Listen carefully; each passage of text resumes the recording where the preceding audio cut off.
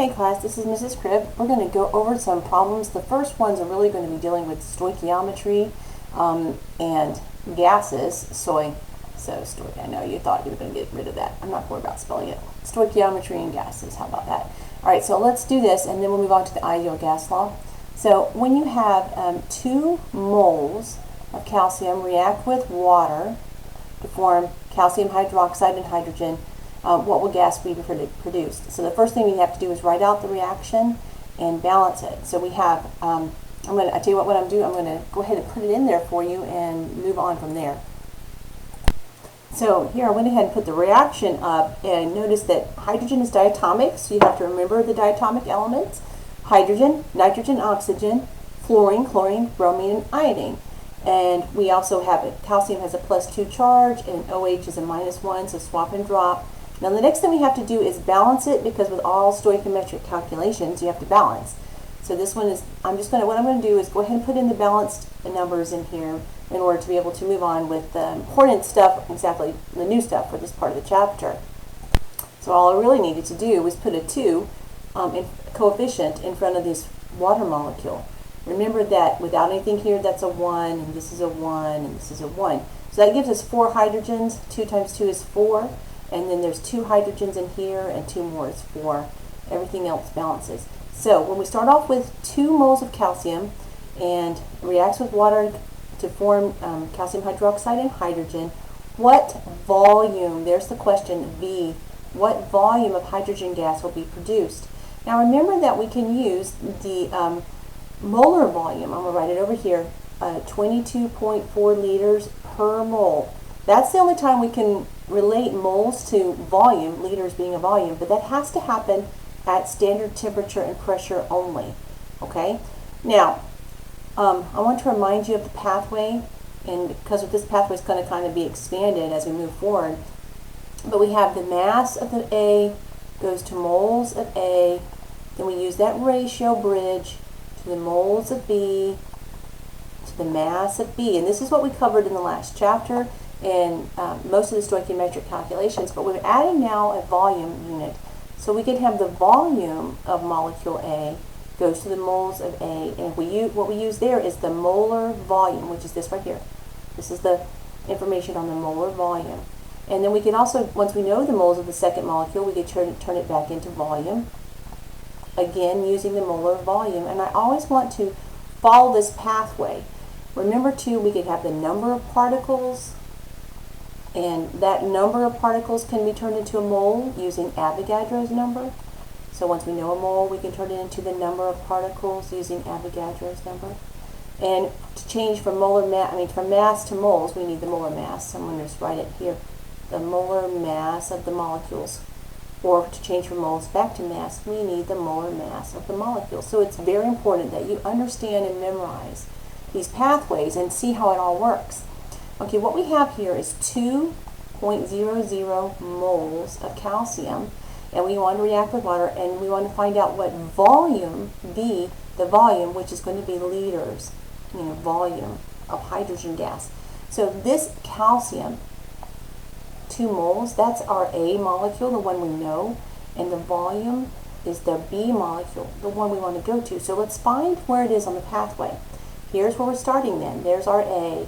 We're going to change our volume into moles using the molar volume, and then we're going to go from moles of the known molecule to moles of the unknown, the new one, using that ratio. Remember, this is the ratio bridge. And once we get to the ratio bridge, I can turn it into volume here. Well, actually, we're not starting with volume of A. We're already at moles of A, so we don't really need to be here. This is where we are right now. We're at the moles of A. So this is why this pathway is important. We got to check and see. I have moles already, so I don't have to change from volume to moles. I'm already at moles. So we're going to go from moles, use the ratio to B, to volume. So let's start off. We have calcium, and we have 2 moles. Okay, the ratio, remember, comes from the balanced equation. So the ratio is going to be, well, there's the B molecule, so 1 mole of our hydrogen gas, and we're going to need to cancel out the A molecule, so that's 1 mole of calcium. All right, so I know the mole of the calcium needs to be on the bottom because I need to cancel out. So I'm canceling out the molecule calcium and the unit mole. And that leaves with moles of hydrogen. And now that moles of hydrogen, we're right over here at our B section. And now the question though is the liters, the volume. So we have to go down to volume using the molar volume. And so here's that molar volume.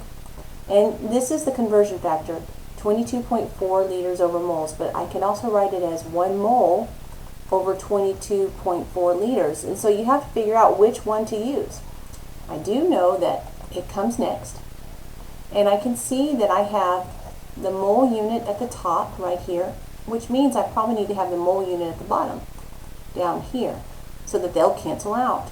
And so I look and see this one, the top one here, this one I'm pointing to, that one has the mole unit at the bottom and the liters at the top.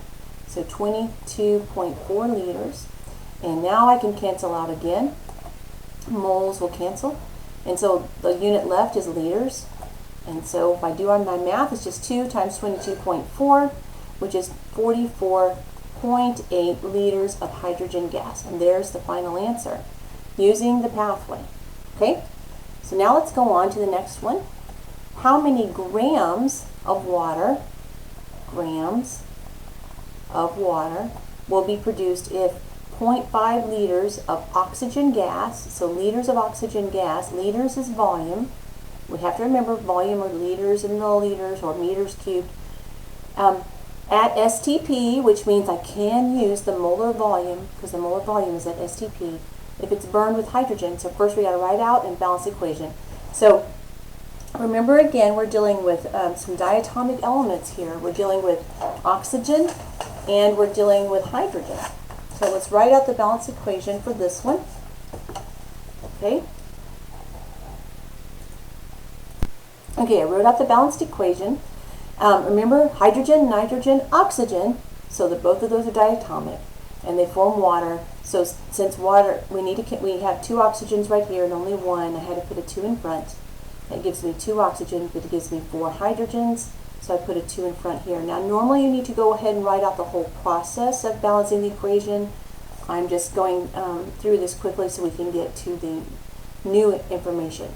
So I'm going to write out the pathway again and see if we can figure out exactly how to follow it. All right, mass of A, moles of A, ratio. Moles of B, mass of B, that's the original one. And now we could also have the volume of A to moles of A and the volume of B. So the moles of B to volume of B. These are the main ones we're dealing with. And we have to use the molar volume on both of these changes. So let's see what we've got here. How many grams of water? So that's the question, grams. And that is a mass. So the question here is going to give me, mass is my question. How many grams of water will be produced if we have 0.500 liters of oxygen? 0.500 liters at STP, which means I can use the molar volume. Only at STP, standard temperature and pressure. Remember, standard temperature, STP standard temperature is 273 kelvins. Standard pressure is 1 atmosphere. You have to memorize these things. And then anything that equals 1 atmosphere, which is up in your notes, and it's also in that reference chart that you should have. Okay, so this time we are starting at the volume area, the volume of A, because this is A, the one we know about. And we're going to the mass of B. So this time we are going to go from volume A to use the molar volume to get to the moles of A. Use the ratio to get to the moles of B, and then use the molar mass to get to the mass of B. Okay? We're not going to go back to volume. So let's start with what we know. And I'm going to put it way over here. 0.500 liters of oxygen. Okay? Let's turn it into turn it into moles using the molar volume, which is 22.4 liters over 1 mole. Well, if I put it in this way, it's not going to help. I need to have moles. So the moles needs to be on the top. So I'm going to use the 1 mole over 22.4 liters option. This is the right option in this case. 1 mole over 22.4 liters. Now the liters can cancel. So liters and liters cancel to give me 1 mole. All right, now I can move on. I'm at this point right now. I'm at the moles of A. So I use the ratio to get to the moles of B. Use that ratio bridge.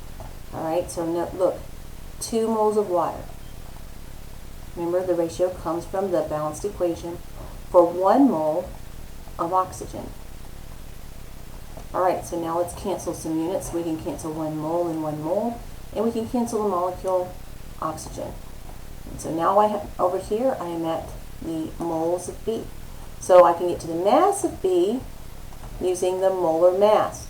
So the molar mass of B, the thing that's left, I can change it. So I have to calculate the molar mass of water. So it's H2O. H2O. I've seen some people switching this up and putting a 1 up here and a 2 down there and causing problems. There's 2 hydrogens in water. Be very careful that you don't mix these numbers up. That's happened a lot recently. So 2 times 1.01 and 1 times 16. Remember, I want 2 decimal places. When you multiply this together, you get 2.02. So add it.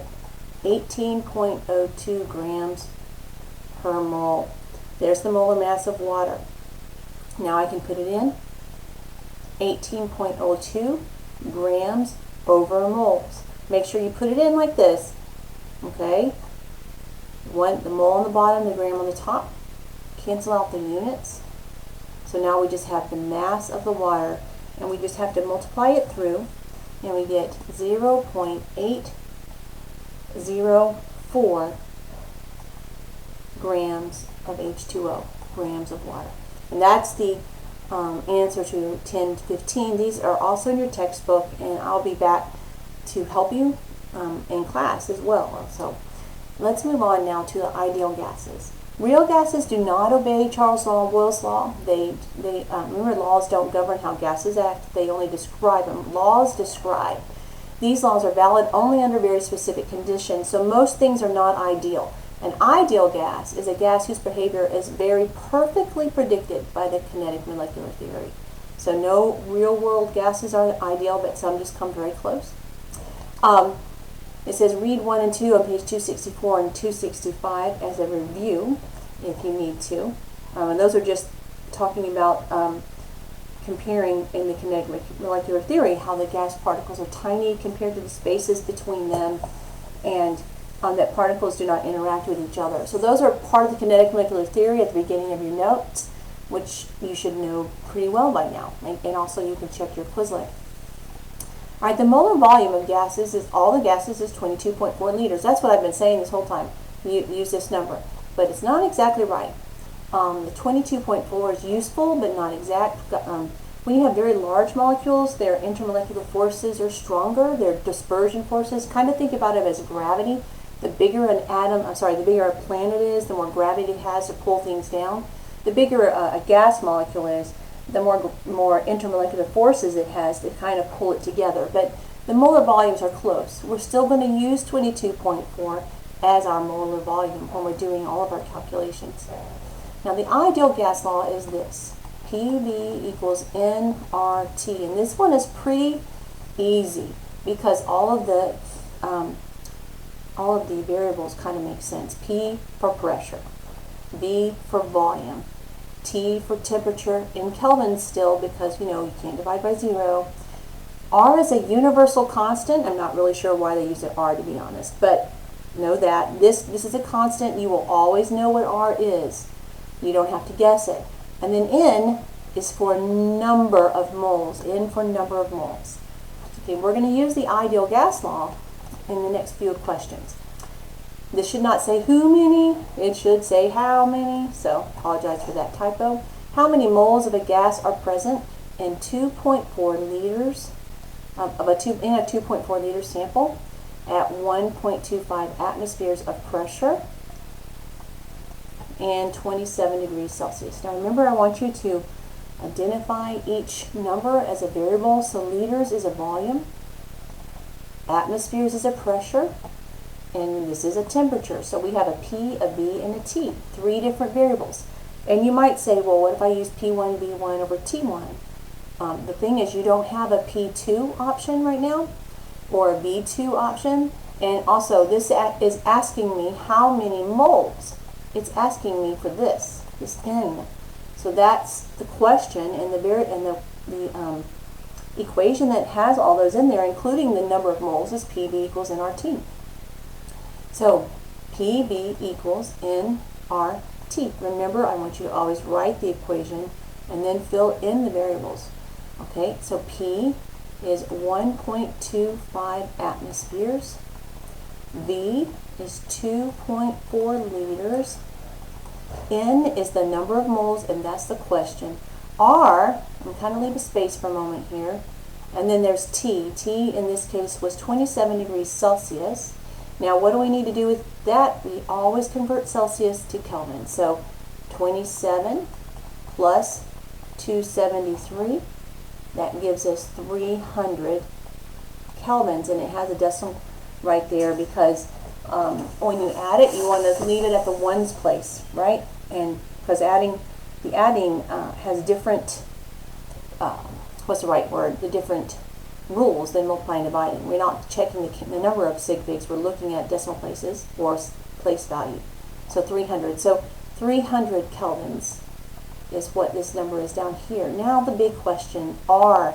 How do I determine what my R value is? And I don't have it right here in front of me, but on your reference chart, I've given you several R values, and you're going to need to determine which one to use. And the one you use is the one that has the same units that's in the question. So this question has atmospheres as one of its units, and if you look at your R values, you only have one of them that has an atmosphere unit in it. And so we're going to have to use that one, 0.0821, and then it's liters times atmospheres divided by moles times kelvins. Now let me tell you something. This whole thing, when we put in pink here, this whole thing is a unit. I know that's really confusing and spunky looking, but that's the unit. Don't put 2.4 liters in that liter spot. Do not put 1.25 in that atmosphere spot. Or don't put 300 in that Kelvin spot. This is the unit. It's got all those things in it, and it's there for a reason. And hopefully when we do the math, you'll see. First of all, I can cancel already. This is in a denominator, and this Kelvin is in a numerator. So numerator, because remember I can put it over 1. Kelvins and Kelvin in the denominator. So now I already have eliminated one of the units inside this number. Remember, all the units there are important. Now, what I need to do is isolate the variable. So I got to divide by both of these things. So I'm going to divide this side first by 300 kelvins. No, just by 300. The Kelvin's already gone, right? All right, by 300. And then I'm going to divide by this big, ugly looking thing. I'm going to divide by 0.0821 liters times atmospheres over, well, the kelvins is already gone, so just moles. Now, I'm not going to write it, well, I guess I can do it, 0.0821 liters times atmospheres over moles. That cancels. Divided this over here, divide it by 300 kelvins, or 300, that cancels. So I have isolated my N. Now what I need to do is, let's do some canceling out of units again. We have atmospheres in the numerator, atmospheres in the denominator. I guess I could use a different color. I have liters in the numerator, liters in the denominator. What's the only unit I couldn't cancel? Moles. What's the question? How many moles? This N variable is for number of moles. So you see, I had to have all those units in this spot in order to get to just moles. Now I decided to divide. I take 1.25 times 2.4, and then I divide by 300, and I divide again by 0.0821. So when you put all of those numbers into place, you get 0.12 moles. And there are only 2 sig figs. 2 sig figs because 2.4 has 2 sig figs, because now we're dividing and we count significant figures. So I hope you understand the main thing is picking the right R value Do not put any numbers in the place of these variables, and then very carefully do the algebra. All right, let's go on to the next question, which I believe is the last question that we're going to be covering in this chapter. Here we have a 04 times 10 to the minus 4 kilogram sample. Well, what is that unit? What kind of unit is that? That's a mass unit, okay? And it occupies, so here it is, it occupies 4.5 times 10 to the minus 4 meters cubed. Meters cubed. Maybe we're used to seeing liters and milliliters right now, but meters cubed is still a volume unit. Remember, how do you calculate volume? It's length times width times height. And if all those things are in meters, it would be meters times meters times meters, and that's equal to meters cubed. So this is a volume unit. And then it's at 9.63 times 10 to the 4th pascals. That's another one of those pressure units. And if I go way, way up at the beginning of your notes to find the pressure, I'm scrolling way up, guys. There it is. Here it is. See that? There's pascals right there. And there's that long list. Remember, this is on your reference chart as well. So pascals is a pressure unit. Okay, let's scroll back down. Here we are. And then 293 kelvins. Now, I will say this is a temperature unit. I think this got the spacing maybe a little weird in your notes, but this is where we are. Okay, what's the question? What is the molar mass of this unknown? And you may think, well, how in the world am I going to figure out that? None of my equations figure out molar mass. Well, what you always should do is look and see what you have, and find the formula that it gives you everything but something, and figure out that. So if I look at that, I have PV equals nRT. I have been given a pressure, a volume, and a temperature, and I always know R because that's the constant. So the only thing I don't know in this equation is N, which stands for the number of moles. So that's going to be important for figuring out molar mass. So let's first calculate this in. Now let me restate that. Sometimes what you need to do is look and see the variables that you have. What equation can you use so that you have one unknown, solve for that unknown, and then see where that leads. All right? So let's put our stuff in there. P, our pressure, 9.63 times 10 to the 4th pascals. V, 4.57 times 10 to the minus 4th meters cubed equals N, my unknown, R, we're going to figure out, and then T, 293 kelvins. Okay, R, we always know it, but we have to refer to the reference sheet to see which one of the R's to use. And if you look at your R values on your reference sheet, you probably see one that says 8.31 meters cubed times pascals over moles times Kelvin. All right, that's the one that you would use. Now, what I'd like to do at this time is I want to pause the video, and I want you to calculate the number of moles. And so I'll give you a few seconds to do that, and then hopefully we can restart the video and I'll put it in there for you. Okay, hopefully you got this far. I went ahead and divided both sides so that we can see now that this side would cancel out, this side would cancel out, so my number of moles N would be left. Let's cancel our units, meters cubed in the denominator and meters cubed in the numerator, pascals in the denominator, pascals in the numerator. Moles is the only thing that didn't cancel.